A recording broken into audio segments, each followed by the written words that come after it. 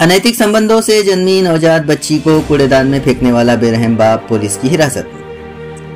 15 अगस्त को सुबह 12वें गांव कल्याण पश्चिम के एक मंदिर के पास कूड़ेदान में रोती हुई 1 दिन की नवजात बच्ची मिली थी। स्थानिक लोगों ने खड़कपाड़ा पुलिस को सूचित करने पर पुलिस ने उस बच्ची को कल्याण के सरकारी अस्पताल में भर्ती कराया था, जहां उसका उपचार चल रहा था।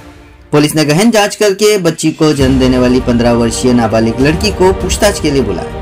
तब असलियत सामने आई कि रोहित प्रदीप पांडे नामी 22 वर्षीय डिलीवरी बॉय ने उस नाबालिग लड़की को प्रेम जाल में फंसाकर उससे शारीरिक संबंध बनाकर उसे मां बना।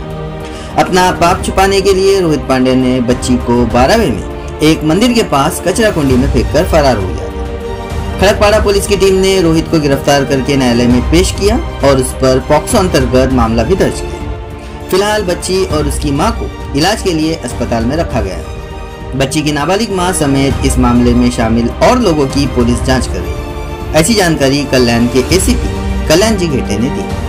खडकपाडा पोलीस स्टेशन कल्याण पश्चिम येथे 15 तारखेला एक घटना घडलेली होती। त्यामध्ये एक स्त्री जातीचं जिवंत बाळ 1 दिवसाचं 12वे गाव या परिसरात आढळून आलं। ते आढळून आल्याच्या नंतर त्याची रीतसर पंचनामा करून आम्ही ते बाळ ताब्यात घेऊन त्याला वैद्यकीय उपचार केले आणि त्या अनुषंगाने खडकपाडा पोलीस स्टेशनला गुन्हा दाखल करण्यात आलेला आहे। त्या गुन्ह्याचा तपास चालू असताना त्या गुन्ह्यामध्ये आम्हाला लीड मिळाली आणि त्या ज्या बाळाची आई आहे तिच्यापर्यंत पोलीस तांत्रिक विश्लेषणाच्या आधारे पोहोचले आणि त्या मुलीने कबूल केलं की माझं बाळ आहे, परंतु तपासामध्ये ती आम्हाला कमी वयाची मायनर असल्याचे आढळून आले।